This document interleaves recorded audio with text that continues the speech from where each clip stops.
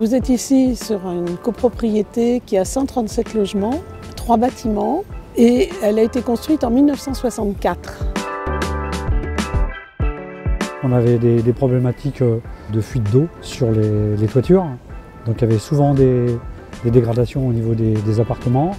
Les bâtiments, les ravalements avaient été faits il y a plus de 25 ans, donc les peintures c'est pareil, étaient dégradées.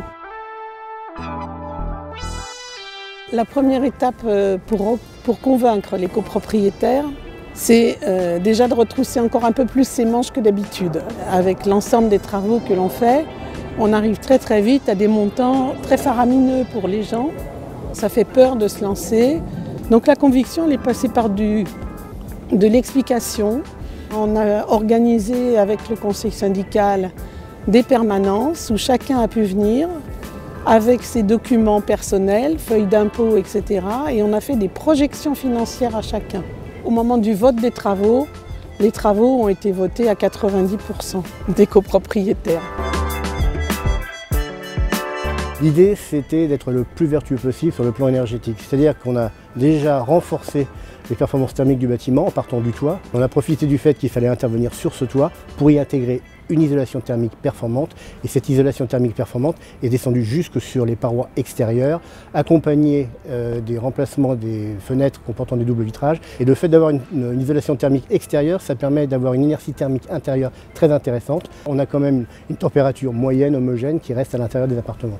Jusqu'à ce jour, on avait une ventilation gravitaire. Il a été utilisé, donc les champs de ventilation existants, par la pose de moteurs d'extraction pour créer une ventilation mécanique. On a eu une production d'eau chaude sanitaire collective, mais aussi le remplacement des chaudières, puisque à l'origine il y avait 3 chaudières, 2 étaient totalement vétustes. Il y a un bénéfice immédiat qui, de par l'isolation, les gens y retrouvent déjà aujourd'hui un avantage dans leur porte-monnaie. On a quand même fait une économie d'énergie de 40%. Il y a un niveau de confort qui a été acquis. Le fait de faire des économies d'énergie, ça a un intérêt aussi dans le cadre de la transition écologique.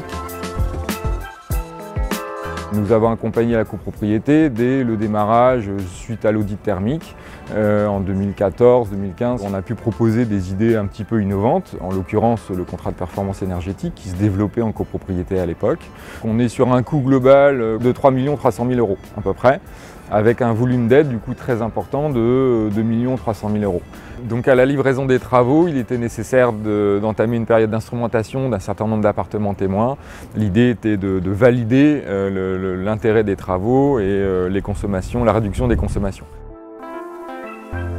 Recevoir une récompense, ça montre au-delà du bénéfice qu'on va pouvoir apprécier au quotidien son appartement, que c'est une opération exemplaire et qu'on va pouvoir en fait communiquer de façon très positive autour de soi.